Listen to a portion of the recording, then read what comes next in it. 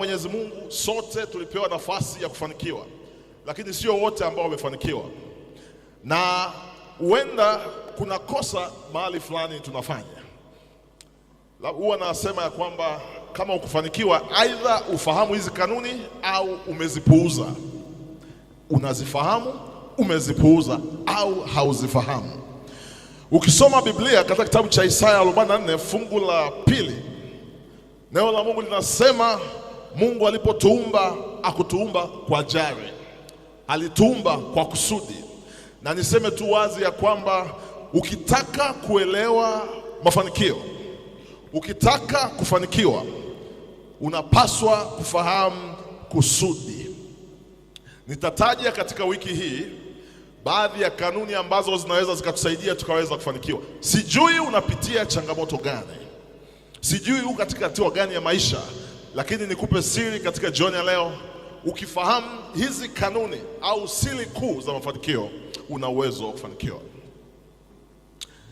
Kanuni ya kwanza ni kulijua kusudi. Tutaangalia tunavyoendelea mbele, lakini ukisoma pia kitabu cha Mhubiri 3:11, neno la Mungu linasema Mungu alikusudia tuishi milele.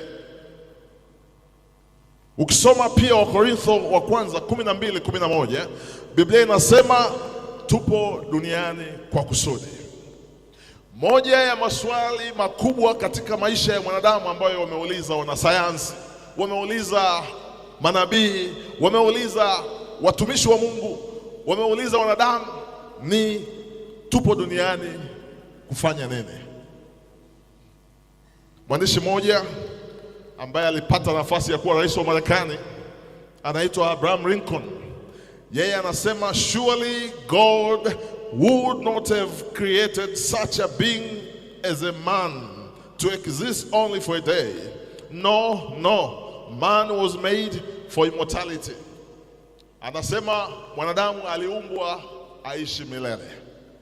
Na Mama White anasema kabla tujahamishwa tunapaswa kuwa na mbingu ndogo katika dunia hii.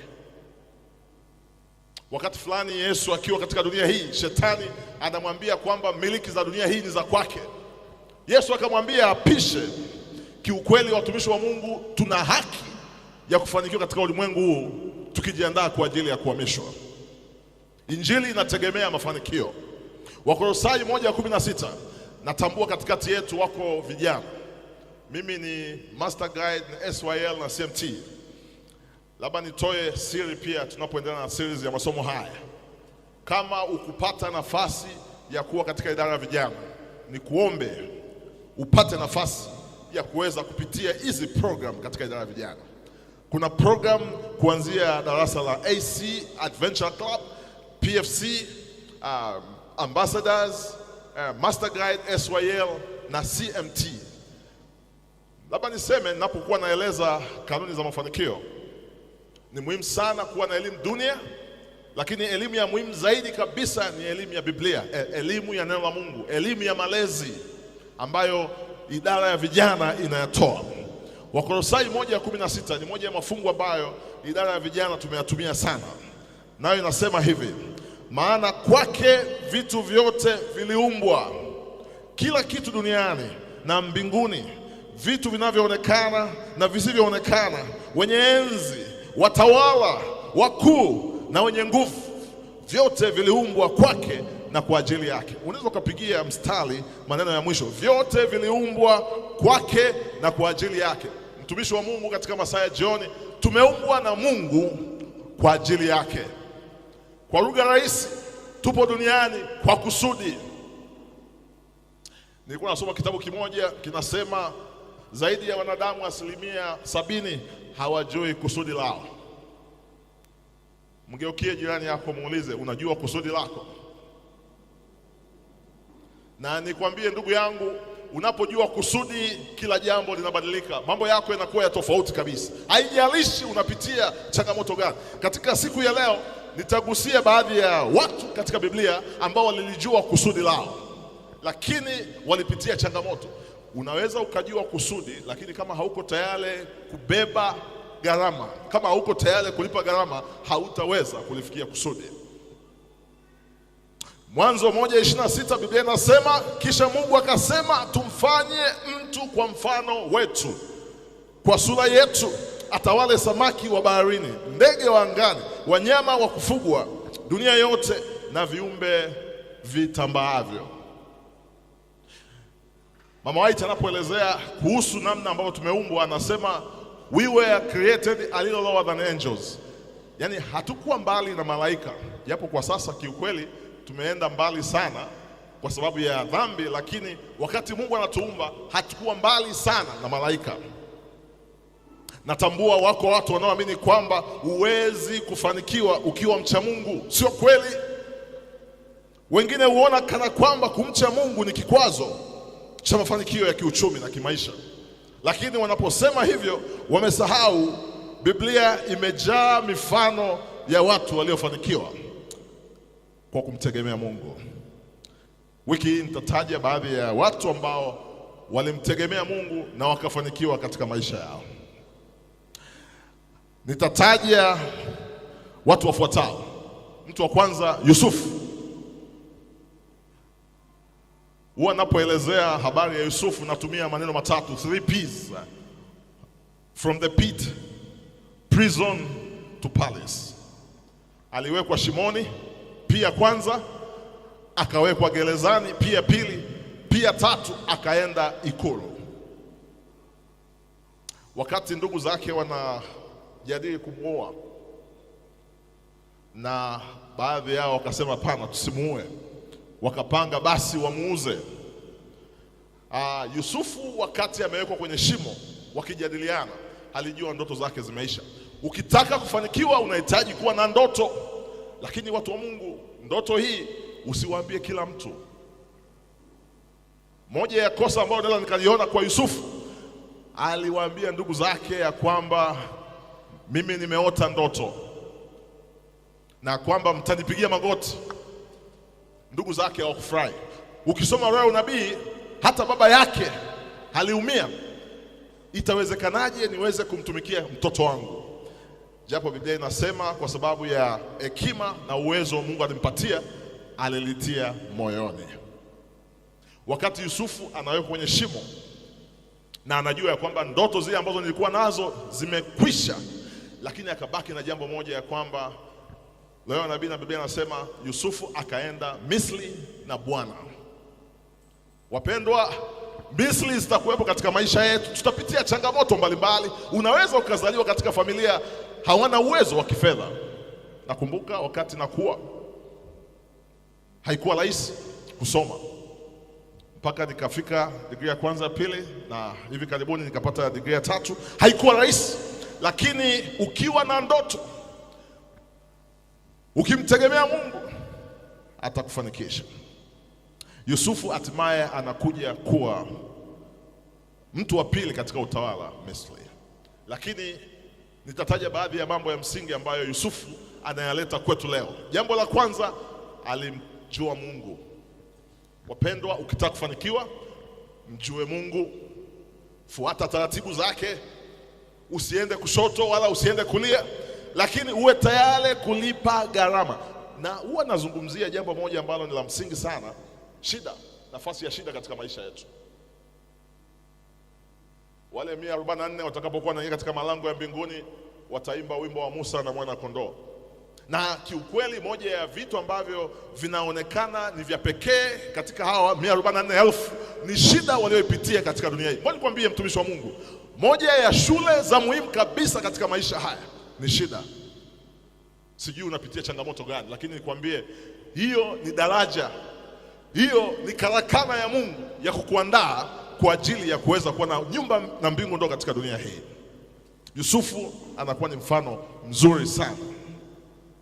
Daniel, Shadrach, Meshach na Abednego wakiwa katika Babeli, wakati wanapewa vyakula ambavyo ni najisi, wanamwambia msaidizi wa mfalme, tunaomba tu tule chakula cha kawaida hiki. Lakini wakati ule Daniel, Shadrach, Meshach na Abednego wanaingizwa kwenye tanuru la moto.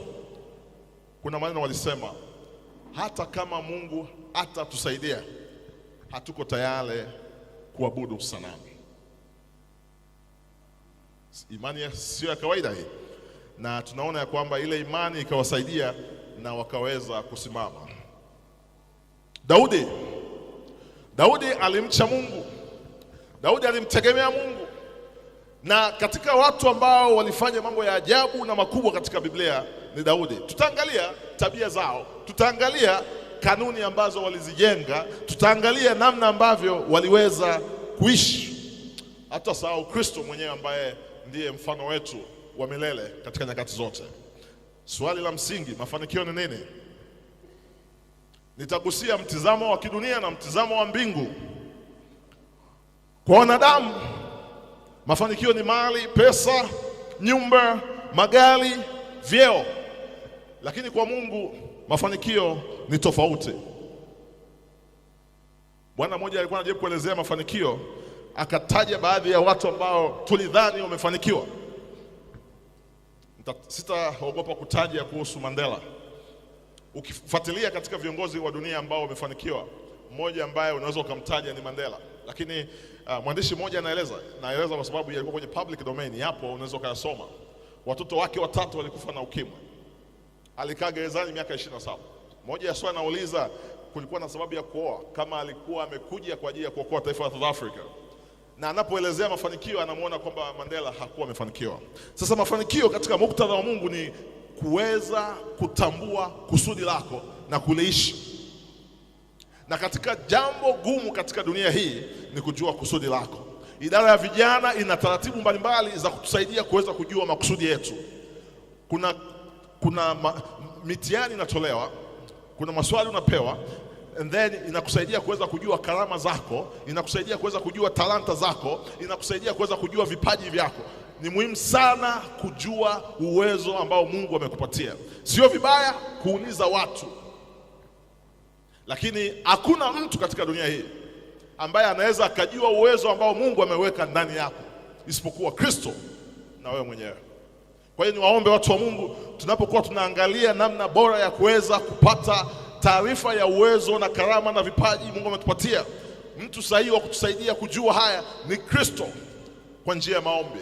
Lakini pia kuna sauti ndogo ndani yetu ambayo imewekwa, ambayo Yusufu alikuwa nayo wakati anatoka anapelekwa kwenda kuuzwa, ya kwamba wewe haujaumbwa mdogo, umeumbwa mkubwa, lakini utapitia changamoto, lakini changamoto hizi ni moja ya madaraja ya kusaidia kuwa bora katika maisha yako. Mafanikio ya kweli hayapimwi kwa mali peke yake. Japo huwezi kusema umefanikiwa kama hauna mali. Biblia inasema tumekuja duniani kwa kusudi, na kiukweli ni mpango wa Mungu tuweze kuwa na mali, lakini hizi mali ziweze kuwa baraka kwa ajili ya kazi ya Mungu. Kama nilivyosema, mafanikio ni kanuni na si bahati. Ukiangalia maisha ya mtu ambaye hajafanikiwa, mara nyingi utagundua kwamba kuna vitu ambavyo tumevipuuza. Hapa nitaje baadhi ya kanuni chache ambazo ukitembea nazo, na kiukweli kanuni hizi ni mambo madogo madogo, si mambo makubwa sana. Sio kama kurusha rocket. Kwa mfano, kuanzia ulipo. Watu wengi tunatamani maisha ya watu wengine, watu wengi tunatamani watu wengine, lakini hatujui wao wamepitia changamoto gani, hatujui wao kusudi lao nini. Lakini nikuombe mtumishi wa Mungu, ukitaka kufanikiwa katika masuala ya uchumi, ili uweze kuwa baraka kwa watu wengine, ili uweze kuifanya kazi ya Mungu, anzia ulipo. Anza kidogo. Watu wengi wanataka kuanza vikubwa sana. Mimi wakati na maliza darasa la 7 mwaka 93 pale Msoma, nililazimika kuwa na meza ndogo nikauza pipi pale Msoma. Na niliweza kutunza familia yetu na tuliweza kuvaa na kula. Lakini bwana mmoja siku nilikutana naye akaniambia, Peter, ulizungumza mapema utafanikiwa. Na kweli naona umefanikiwa. Watu wa Mungu, haijalishi unapitia changamoto gani, lakini kama unajua kusudi lako, kama umemweka Mungu kuwa wa kwanza katika maisha yako, ni kuombe tu kuwa na subira kidogo. Hii changamoto unayopitia itapita na utafanikiwa. Jiamini. Tambua kusudi lako maishani. Kama nilivyosema, idara ya vijana ina mifumo mbalimbali ya kutusaidia kuweza kujua kwa nini tupo. Wako watu ambao Mungu amewapa nafasi wataajiliwa mpaka Yesu anarudi. Wako watu ambao Bwana amewapatia nafasi watajiajiri. Wako watu ambao Bwana amewapatia nafasi watakuwa na makampuni. Wako watu ambao Bwana amewapatia nafasi watakuwa wawekezaji. Wewe uko kundi gani? Lakini sote Bwana anapokuja mara ya pili tutaokolewa. Haijalishi waweza kuhudumia Kirumba, waweza kuhudumia Tanzania, waweza kuhudumia Kenya, waweza kuhudumia dunia, lakini mafanikio hayako katika ukubwa, bali katika kulijua kusudi na kuliishi kwa uaminifu. Kubali kulipa gharama. Vijana wengi hawataki kulipa gharama. Wanataka mafanikio lakini hawataki kulipa gharama. Yusufu akiwa katika nyumba ya Potifa anamwambia mke wa Potifa, nifanyeje ubaya huu nimkosee Mungu? Ikampeleka kwenda gerezani. Akiwa gerezani akaendelea kuota. Wapendwa, nikwambie, haijalishi uko gerezani. Sijajua gereza ulilomo ndani yake, lakini nikwambie tu ya kwamba ukiwa na ndoto, gereza halitazuia ndoto yako. Na ndio maana Paulo na Sila wakiwa gerezani waliweza kuimba, milango ya gereza ikafunguka. Mtegemee Mungu. Kuwa mtu wa maombi. Lakini pia Bwana anapokubariki, bariki kazi yake. Jiulize swali, nitafanya nini kwa ajili ya Bwana? Labda niwaambie pia vijana ambao tu katika kanisa hili la Kirumba katika masaa ya jioni, mafanikio sio straight line. Mafanikio wakati mwingine hayana sura ambayo unahitaji kuiona. Vijana wengi watakosa mbingu.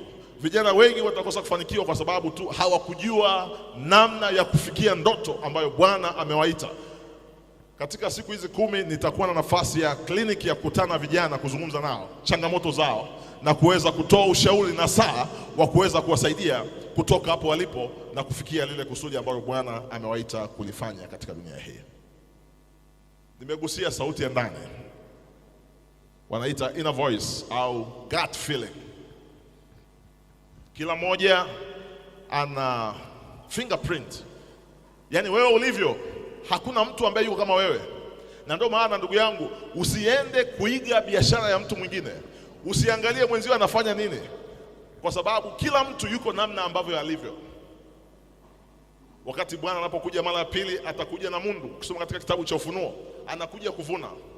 Unakumbuka wale watu watatu, mmoja alipewa talanta 5, mmoja akapewa 2, mmoja akapewa 1. Yule aliyepewa 1 akaizika, na alipokuja kuulizwa anasema, wewe Bwana ni mzalimu, unataka kuvuna pasipo kupanda. Lakini kiukweli ni kwamba haijalishi umepewa 1, haijalishi umepewa 2, haijalishi umepewa 5, una nafasi ya kuweza kufikia kusudi lako katika maisha. Kuwa na vipaumbele. Rasilimali hazitoshi. Huwezi kufanya kila kitu kwa wakati mmoja. Kama nilivyozungumza, anza kidogo, lakini pia kuwa na vipaumbele. Hakikisha ya kwamba muda wako unautumia vizuri. Kuwa na miiko au tabia.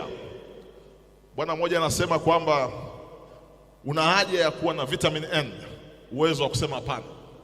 Usikubali kila jambo. Uko wakati, tafuta namna sahihi ya kuweza kukataa jambo, lakini kuna jambo hutaweza kulifanya leo, lakini unaweza ukalifanya kesho kwa neema ya Mungu. Kwa hiyo tengeneza tabia ya kukusaidia kuweza kusimamia yale ambayo unayaamini.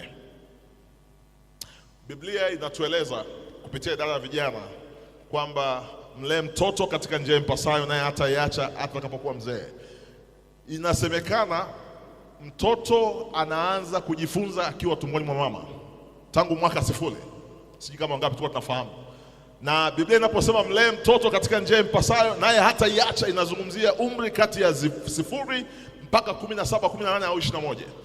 Wakati huu ni wa muhimu sana kuweza kupandikiza vitu vya muhimu vya kuweza kusaidia katika maisha yako ya baadaye.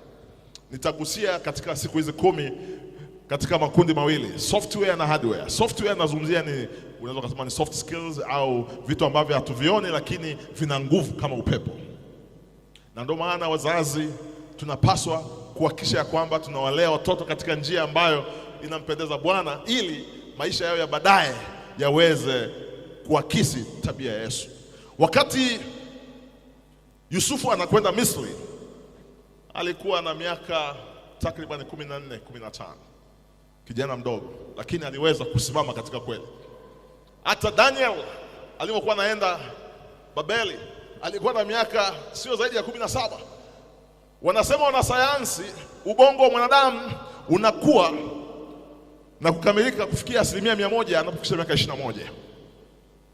Wazazi, ukitaka kuanza kumfundisha mtoto baada ya miaka 21, Biblia inasema, je, chui aweza kubadilisha madoadoa yake? Hawezi. Wapendwa, mwaka 0 mtoto anasikia. Huenda wazazi wengi wa kiume tunapitia changamoto kwa sababu ya makosa tuliyoyafanya kwa wake zetu wakiwa wajawazito. Mtoto akiwa tumboni anasikia. Tutaangalia katika wiki hii namna ambavyo ni muhimu sana kuzingatia software na hardware. Ukisoma James 4 fungu la 14, Biblia inasema tuna haja ya kuangalia mambo katika mtizamo wa Mungu. Wengi tumeshindwa kufanikiwa kwa sababu tunaangalia mambo katika mtizamo wa watu. Wanatuambia tuko hivi. Na ndio maana ni vibaya sana kuwaita watoto majina ambayo ni mabaya. Tuwatamkie mema, tuwatamkie baraka. Ni hatari kubwa katika maisha watoto wanapokuwa wanatamkiwa mambo mabaya. Inawafanya kwanza wanakosa kujiamini, wanakosa kujithamini, na mwisho wake watashindwa kuishi makusudi yao katika maisha. Yakobo 4:14 inasema tunapaswa kuangalia mambo katika mtazamo wa Mungu. Usiangalie jinsi ulivyo sasa, angalia jinsi ambavyo Mungu anakusudia uweze kuwa.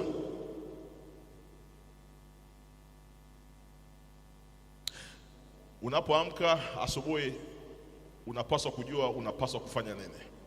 Na wataalamu wanasema unapoenda kulala ni vizuri sana ujue unapoamka asubuhi utafanya nini. Wanasema tunapolala, mwanadamu ana bongo kuu mbili. Ana ubongo unaitwa subconscious mind na ubongo unaitwa conscious mind. Tunapolala, ubongo unaolala ni conscious mind, lakini ubongo wa subconscious haulali. Huu unaendelea kuchakata mipango na taratibu mbalimbali ambazo unaziweka katika maisha yako. Unapolala asubuhi umepangilia utaanza na nini, na jioni kuwa na muda wa kufanya tathmini. Usisubiri mtu akwambie. Na nikwambie, ukitaka kufanikiwa katika maisha haya, uwe na uwezo wa kujisimamia. Moja ya changamoto kubwa ambazo tunazo watu wengi ambao hatujafanikiwa ni kwa sababu tunataka watu wengine watuambie nini cha kufanya. Lakini pia ni muhimu sana tusifanye kila kitu. Baadhi ya mambo ambayo hatuwezi kuyafanya tuwapatie watu wengine. Na ndio maana tunawasaidia pale nyumbani. Tuna ndugu na jamaa pale. Baadhi ya mambo tuwapatie watu wengine. Tufanye yale mambo ambayo ni ya msingi ili tuweze kuhakikisha kwamba tunafikia kusudi. Tuwe na mipango. Na niwaombe watu wa Mungu tupange kwa muda mrefu. Tupange miaka.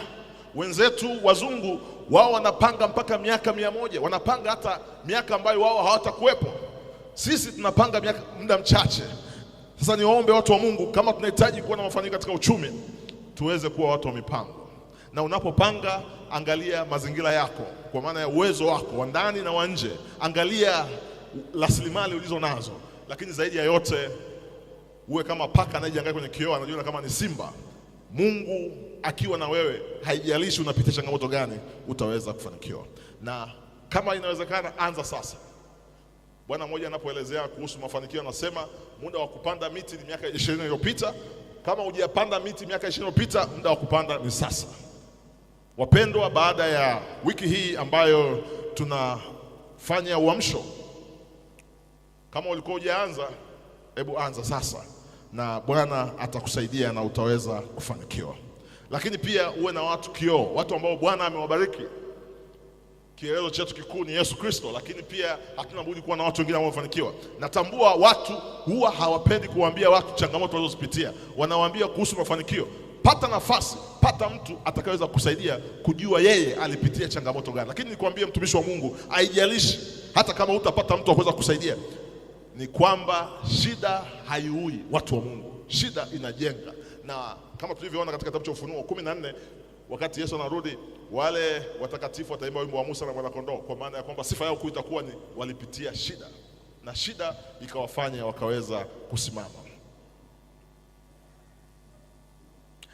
kuwa na nidhamu.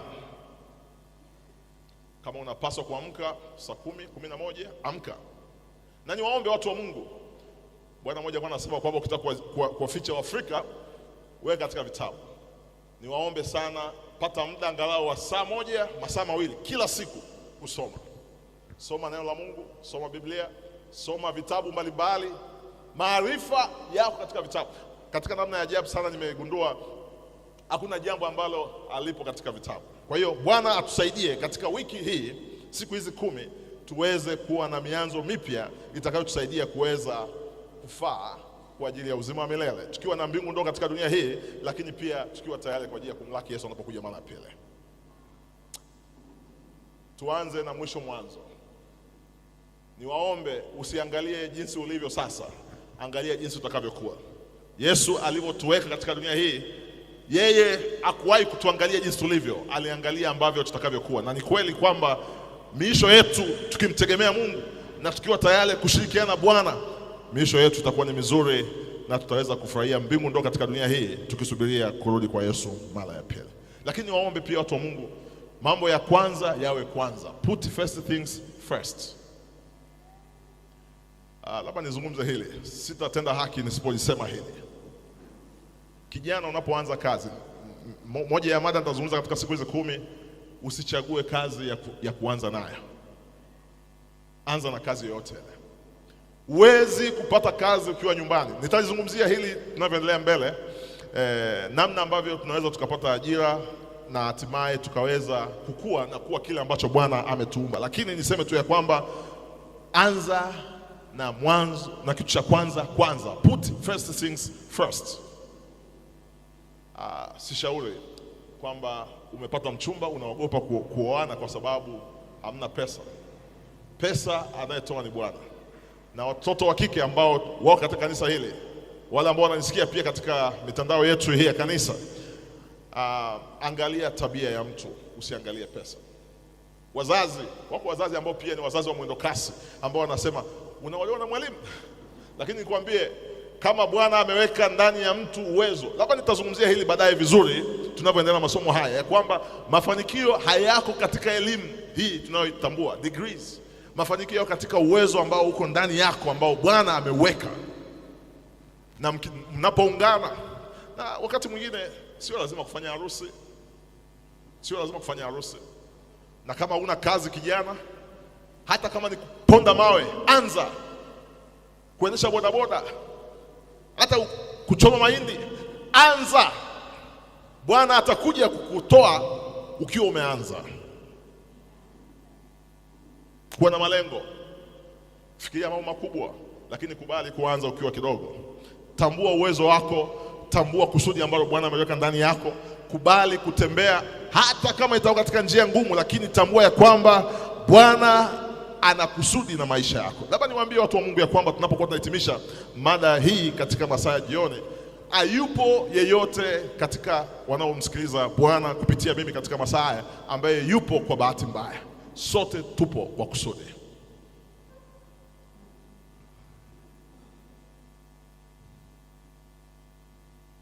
Watu wengi wamelala kabuleni wakiwa watu wa kawaida, si kwa sababu hawakuwa na uwezo, bali kwa sababu hawakujua sababu ya kuwepo kwao duniani. Bwana mmoja hapo anaelezea, anasema sehemu tajiri kuliko sehemu zote katika dunia hii ni makaburini. Watu wamelala na talanta zao, watu wamelala na vipaji vyao. Mwandishi mmoja yeye alipokuwa anaelezea jambo hili anasema, don't die old, die empty. Usife ukiwa mzee, kufa ukiwa tupu. Yesu akiwa anakata roho akiwa na miaka 32 anasema it is finished, kwa maana ya kwamba imekwisha. Alilopaswa kuja kulifanya amelifanya, na kiukweli ameweza kukamilisha. Nguvu ya kusudi na mawazo. Kama nilivyosema, wiki hii tutaanza na jambo moja kuu, kumwomba Mungu atufunulie sababu ya kuwepo kwetu katika dunia hii. Na labda niseme tu ya kwamba siku tutakapojua kusudi letu, kila jambo litabadilika. Mwandishi mmoja wa kitabu kimoja kinaitwa As a Man Thinketh anasema, a man is made by his beliefs, as he believes so he is. Unaumbwa na unavyofikiri. Kama kuna jambo ambalo tunapaswa kuwa nalo makini ni akili. Biblia inapozungumzia linda moyo wako kuliko vitu vyote ulindavyo, haizungumzii moyo huu unaodunda, inazungumzia ubongo wa mbele, inazungumzia akili. Watu wa Mungu, yale ambayo wazazi wameweka ndani yetu, yale ambayo tumepata kupitia shule, yale ambayo tumeyapata kupitia uzoefu mbalimbali, yatusaidie kuweza kuwa bora kwa ajili ya ulimwengu huu na hata ulimwengu unaokuja. Napohitimisha, niseme ya kwamba tupo kwa kusudi. Najua tutakuwa na wakati wa kuomba katika siku ya leo. Moja ya vitu nitapendekeza tuweze kuomba ni kuomba kujua kusudi la sisi kuwepo katika dunia hii. Tutakapokuwa tunaendelea, nitazungumzia baadhi ya vitu ambavyo vinaweza vikatusaidia kuweza kufikia kusudi. Moja ya vitu ambavyo sitaacha kuvizungumzia ni malezi. Wazazi wengi hatuna muda na watoto, na bahati mbaya kwa sababu ya majukumu na hali ya maisha, watoto wetu wako boarding tangu wakiwa wadogo. Kama ingaliwezekana mtoto aende boarding akiwa amefika miaka 21, mwaka 0 mpaka 17, 18, 21, wazazi tuwe na watoto. Lakini wakati mwingine inaweza isiwezekane. Yusufu alitoka nyumbani akiwa mdogo zaidi, Daniel. Lakini niseme hivi, hata kama amefikisha miaka 12, 13, 14, ana uwezo wa kuweza kuisimamia kweli. Malezi ndiyo msingi wa huyu kijana anayekuja kuishi katika dunia hii. Yale ambayo wazazi walizungumza naye, yale ambayo Yesu aliyapitisha kupitia wazazi, ndiyo yanayokuja kuwa msingi wa mafanikio ya maisha ya huyu mtu. Mali, urithi wa kweli wazazi tunawapatia watoto sio pesa, sio elimu ya darasani, ni tabia. Na tabia inayopendekeza kwenu katika masaa ya jioni ambayo tunapaswa kuiakisi kwa watoto wetu ni kumjua Bwana kama mwokozi wa maisha yao. Napohitimisha, naomba nigusie kuhusu somo la kesho. Kesho tutakuwa tunaangalia somo la pekee sana ambalo linazungumzia tabia inatangulia mafanikio. Kabla ya mafanikio ni tabia. Character precedes financial and economic success. Tutaangalia namna ambavyo elimu ya nyumbani ni ya muhimu sana. Tutaangalia namna ambavyo malezi ni ya muhimu sana. Tutaangalia ambavyo madarasa ya idara ya vijana yalivyo ya muhimu katika kutusaidia kuweza kuwa bora katika ulimwengu na ulimwengu unaokuja. Napohitimisha, ni wangapi ambao wanasema Bwana nisaidie kanuni hizi ambazo tutakuwa tunaziangalia kwa siku hizi 10 niweze kuzifahamu, na kama ninazifahamu na sikuweza kuzifanya, basi nipe uamsho niweze kutumia kanuni hizi ili niweze kuwa na mbingu ndogo katika dunia hii, na unapokuja niweze kuwa kati ya wateule. Nani anasema ya kwamba Bwana anisaidie niweze kuwa na mianzo mipya katika siku hizi 10? Asanteni sana. Tusimame tuombe tunapohitimisha somo hili. Baba Mungu, asante kwa rehema zako, asante kwa ukuu wako, asante kwa nafasi hii. Umenipa nafasi kusimama katika kanisa la Kilumba. Nimepewa nafasi kuzungumzia masuala ya uchumi. Ni kama pande mbili za sarafu, Yesu. Uchumi na injili vinakwenda pamoja. Huenda katikati yetu kuna mtu ambaye anapitia changamoto na ajui ya kwamba changamoto hizi ni daraja la kumweza kumfikisha hapo ambapo umekusudia aweze kufika. Hebu msaidie yule mtu ambaye anapitia changamoto. Msaidie yule ambaye anaona giza. Msaidie yule ambaye anafikiria kwamba mwisho wake umefika. Hebu tusaidie Yesu, tutambue ya kwamba mlango mmoja unapofungwa, milango mingine inafunguka. Na naomba Yesu, kwa neema yako, siku 10 hizi zikawe baraka kwa watoto wako. Asante Yesu. Tunapokea kwa imani. Tunaomba katika jina lako Yesu. Amen.